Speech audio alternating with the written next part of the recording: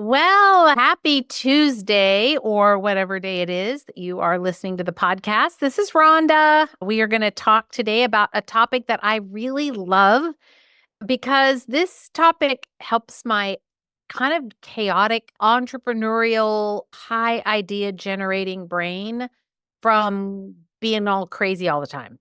We're going to talk about checklists today. Now, I love me a good checklist. And I think that there's a reason why our brains actually really love the structure.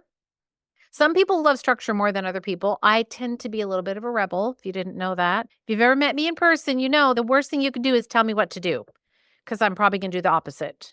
Not always, but I'm just kind of that person. Like I'm very independent. I'm an independent thinker. I like to kind of think outside the box. And if you're wired like that yourself, then what happens is our brains just start kind of going everywhere and we start going crazy with all the thoughts. And we have lots of ideas and we want to do this and in business and a home and I have a project I want to do at home and I'm going to take on whatever. I have so many unfinished projects and that's what I'm not good at is getting them through to completion. I'm a great idea generator, but I'm not good at finishing it. I do not have the discipline to walk that thing all the way across the finish line. That's why I hire people that work with me and they are the finish line people. It gives them such tremendous satisfaction. They have the patience, the mental strength and discipline to keep working at it step by step by step until they inch that thing across the finish line.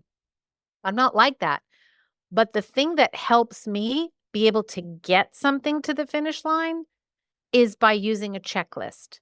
Because the checklist in a business, whether it's with a patient, which we're going to talk about, whatever aspect in your business that you're using a checklist for, it helps my brain stay organized and focused on the details, which is not my strength. But a checklist gives me that strength and it feels very safe. And besides that, it's kind of like, I don't know, biohacking, making a game out of it. I love putting a check mark by something. I do because I feel like, oh, I did it. It's like patting yourself on the back. Good job. Thank you. I'm so happy I did it. I love having a checklist that I can go through. So a checklist is more than just a to-do list. There's a big difference. A to-do list is a random, disorganized list of all the things you have to accomplish, whereas a checklist is around a certain task or a certain thing that you're trying to accomplish, an objective that you're trying to achieve. That's the difference. A checklist is very powerful in business because what it does is it helps you ensure that the quality, the output, and the consistency are there so that you're doing the same thing in the same way every single time. So the more you can incorporate these checklists into your practice and your like daily operations, the more consistency you'll have. There's fewer errors. You're going to create a more cohesive, like efficient kind of a process for not only yourself, your staff, your patients, but at the end of the day, even the activities that happen throughout the day are going to be so much more smooth because everybody's got a checklist that they work from. And it saves time, prevents errors, all that stuff. So I'm going to just kind of walk you through different types of checklists and then how we can start to implement them and incorporate them into the business. So the benefits, again, consistency is a huge one. The same task is done the same way every time, and it prevents things from falling through the cracks. One of the things that I've noticed, and this is a big deal in any business really, when you're dealing with people, I would venture to say that the number one place that I hear from practitioners inside CBA and as I'm, talking and working with people, the number one complaint they'll have is that they don't have good follow-up at the front desk. That the follow-ups end up being a big problem because they don't have a system. They don't have a process for that. And a checklist can help solve that problem. Now, I'm not saying don't write your systems. I'm a big system process person. But the checklist is kind of a recap of the process. The process or the system is like step 1, go here in the computer. Step 2, it's all the little details in that process. The checklist is kind of like an overview, right? But it makes sure that nothing gets dropped. So if part of your, let's say you have a patient and they're checking out and they're leaving, then you're going to have this checklist that's going to go through all the steps. And one of those steps is going to be to make a note or a reminder, add a reminder to follow up with the patient in, let's say, 3 days. Whatever you want to do, or the same day, that night, next day, whatever. Or you want to send them a handwritten note, or you want to follow up with them in 6 weeks to schedule their next appointment, or they have a certain event coming up, like, an anniversary or birthday, or they're going to go on a fun trip. And as part of your customer experience, you want to make sure that you reach out to them and just say, hey, I was thinking about you. How was your trip? Reminders are a great thing to put in the checklist. Reminder for a follow-up appointment, reminder to follow up about X or a certain period of time away from that appointment. So this is one of the things that always falls off for me, especially in the brick and mortar. If I don't have that on that checklist, if I don't follow the checklist, and sometimes I just get busy and then I forget to grab the checklist, and I've done the same checklist for many years, invariably I'll forget something. So it gives you better time management and efficiency, because when I have to rack my brain, okay, did I set that reminder for that patient? Oh, did I follow up? Did I add that thing? Did I make those right notes? Did I send them the test results or did I not send them the test results? All that stuff goes on a checklist and then it's done every time. And if it's not applicable, then you just put NA next to it and move on to the next thing. But at least everything is written down on that checklist. It also, for your staff, gives increased accountability, because what happens often, I think, with staff is, you're busy seeing patients, right? You're doing your thing and you're trusting that they're going to be doing their thing at a front desk, whether it's a virtual person that's helping you or an actual in-person in a brick and mortar. You're just assuming that they're doing their job, right, at the front desk. How do you know for sure? Like, you really don't know 100% sure. But if they had a checklist that they had to follow, and then you looked at all those checklists at the end of the day, or you spot checked them a couple times a week, they know you're looking. What you expect, you have to inspect. So those checklists provide accountability for your staff, your team, so that they are responsible for filling that out. And if you saw 22 wellness patients in a week, there had better be 22 checklists, right? Maybe you have them number them so that you can look, here's number 22, or count them. You have to inspect what you expect, and checklists allow you to do that really easily. And then they just minimize errors and oversights, as I mentioned, like things don't fall through the cracks. So let's talk about how to create this checklist in your business. First of all, don't bite off more than you can chew here, because your brain, like mine, might want to go to, well, I think everything has to have a checklist. Well, then you're going to get into the weeds and then it's not going to be productive because you're going to spend way too much time overthinking it. What I suggest is, first of all, start with tasks that are repetitive.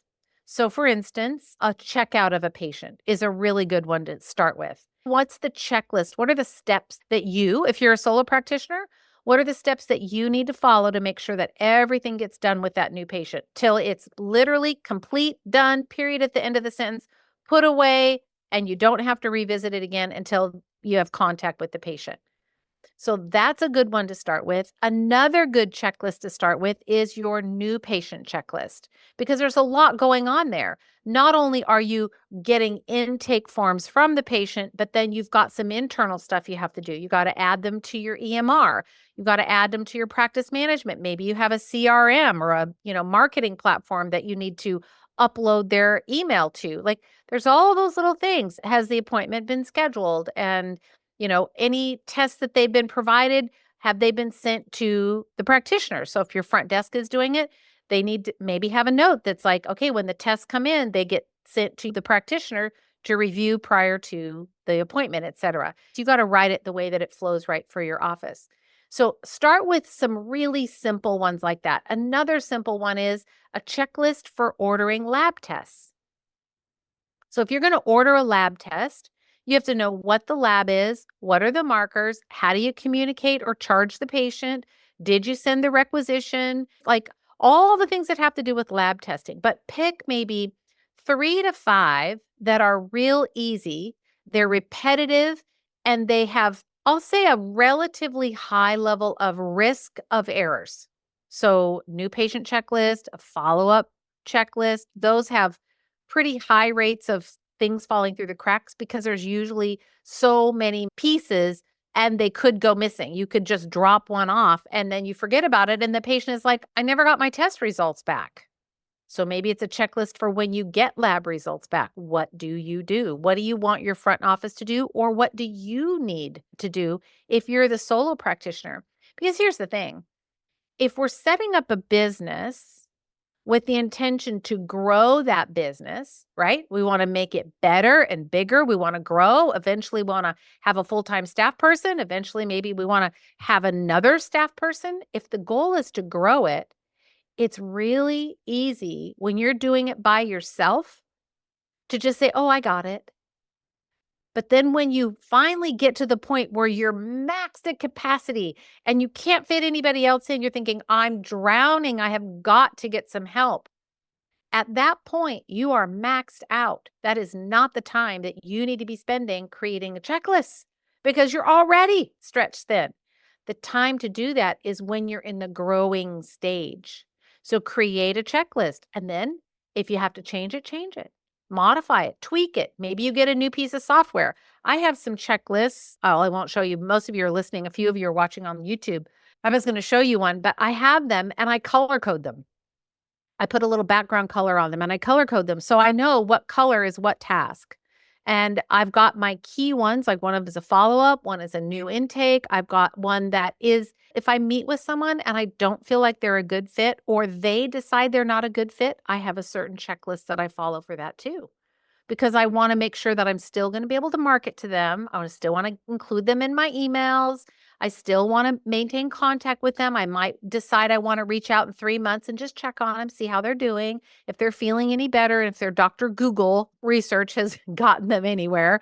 So you want to think about the things that you can do now when you're at a place where you're either still growing or you're just not stretched so thin, because those checklists are going to be invaluable for a new hire and they can always be changed as your technology or your processes change.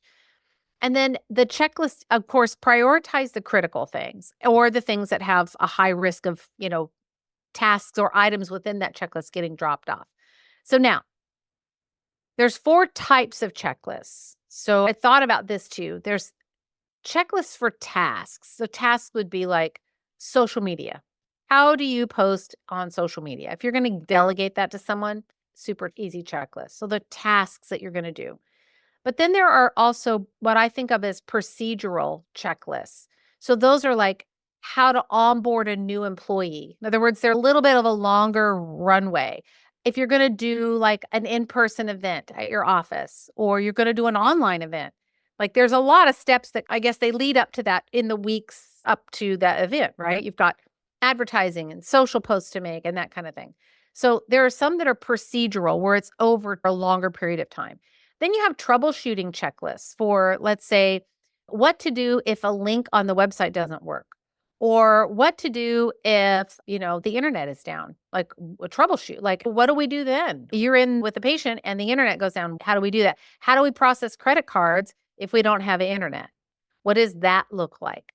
And then the last one is communication checklist. So this would be like, what is the checklist when communicating with a patient or a client?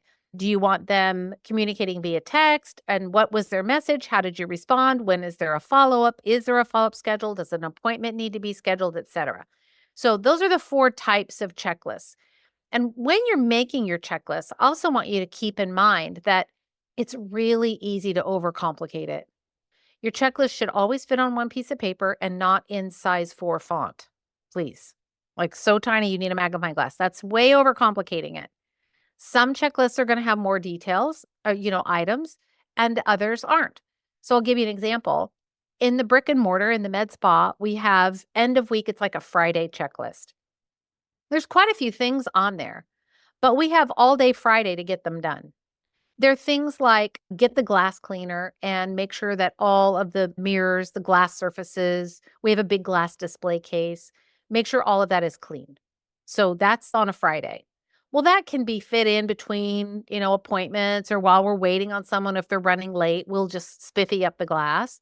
So it's not like we stop at the end of the day and go, okay, now all the patients are gone. Now we're going to do our Friday checklist. We look at it as being part of the day. And one of us will say, okay, I'll do those 4 things and then I'll check those 4 things off. And they might be in the middle of the checklist, but somebody else is working on something else.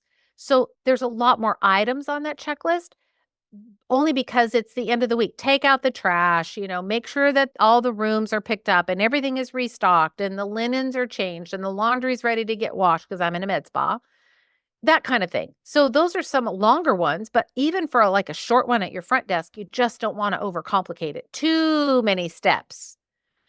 Just give the high point, set a follow-up reminder, schedule the appointment, just the high level things. And then another thing is like, don't create a checklist and then don't use it. If it doesn't work, fix it. If you write it out the first time, then you follow it. You start at the top and see if it works for you. That's how I fix all of mine. I always do the checklist. If I feel like something's not working, I'll say to a staff member, I'm going to work on this checklist now. I'm going to do the checklist after the appointment because I can instantly see, like, oh, we're missing a step, or, oh, we don't need that step. Oh, I see how that's confusing. So you try to use it and see if you can kind of break it and then fix it. So, another thing I wanted to say, I don't want to forget this, is if you think, oh, I'm so small, I don't really need a checklist. I want you to think about, like, let's say airplanes. It was transformational in the airline industry when they started using checklists, pre flight and post flight checklists. What happened was when they started to use pre flight checklists, the plane crashes and the errors that they had, like in takeoff or, issues in the air, decreased to very, very few. Because before they used the pre-flight checklist, it was all based on the memory of the pilot. The pilot had to remember all the details, just like you're remembering all the details in your practice, or you're asking a front desk person to just remember everything. That's kind of not fair. And it sets you up for things getting missed. So they created the pre-flight checklist in the aviation industry, complete game changer. Game changer. The second place that got implemented around that same period of time was in the medical field. So now hospitals and surgical centers, medical offices are run off of checklists. They're run off of checklists because there's a lot at stake here. Now, you and I, in the work that we're doing, we're not dealing with like open incisions and things that have high risk, like, surgical lasers or that kind of thing. We're not doing any of that. But we are dealing with people's health. We're dealing with their lives. We're dealing with their, emotions. We're dealing with their care. And so having that checklist, just like you do in the medical field, pre-op, post-op, what is a checklist for X procedure? What is a checklist for starting an IV? That's all done in the medical environment because they want to make sure that no one person is responsible for making sure that everything gets remembered, because that's a tall order to ask anybody, right? And then, of course, you can apply it across all different facets of your business all over the place. So, for me, there's a great sense of satisfaction that I get from using a checklist. I like them, but I also love that my staff use them in appropriate circumstances, like especially here in the med spa. But there's a checklist after every single patient. And that checklist gets followed and it gets signed off and dated at the bottom. And I take those checklists for the week and I look back at the appointments for the week, and there had better be a checklist for every single appointment. I want to see the checklist every single appointment. So if we had 50 people come through, then there better be 50 checklists. And if we're missing one, I want to know why and what happened and how can we make the system better so that we didn't miss it. Because if we missed a checklist, then invariably we missed doing all the things on the checklist, right? And somebody just had to remember. So you want your checklist to be there to be done, but they also have to work well. So there's a huge benefit to you in not only in time saving, but also in reducing errors. And as I mentioned last week or the week before when I was talking about AI, if you just describe the process to AI, ChatGPT, If you just sort of describe your process and say, this is the problem I'm trying to solve. I'm trying to create a post appointment checklist. What are the key things that I need to have on that checklist? Ask Chatty. See what Chatty tells you. What are the key things that I need to include in a checklist for a new patient appointment?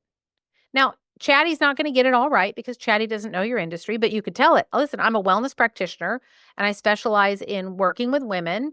And I want to create a checklist for my front desk staff to use when we're working through with a new patient. What items need to be on that checklist? Chatty, for the win, baby. Going to give you all the things that you're going to be able to include on that checklist. And then you can look at it and go, that doesn't apply, that doesn't apply. But that makes me remember I need to make sure I add this one and this one and this one. And so just start with one. Just start with one and get that one done. If it's your end of the week checklist, maybe you have an end of the day checklist, you might have a start of the day checklist. I had that for a while. When I have a new employee, I don't now because I'm in the clinic now, but we had how to open up the office. What do you do? Turn the lights on in the room, make sure that the this is done and the that is done, put the laundry. We had a just opening days, it may be only 6 or 8 things on there, but it made sure that everything got done. So your business is going to be much more smooth running, efficient, effective, and you're going to have fewer errors when you can start adding some of these checklists into your daily routine. So there you go. That's what I got for you this week. I hope you loved this podcast. If you would, do me a huge favor. Take 5 minutes, whatever platform that you're listening to this podcast on, would you just stop and go leave a review? Just rate it and leave an honest review about the podcast, what you love and what you'd like to see more of. It means the world to me. I read every single one of them and I love, love hearing your feedback.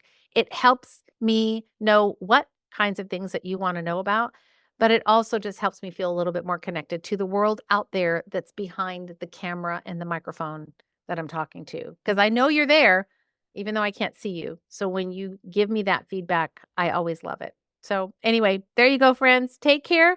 I'll see you next week on the podcast.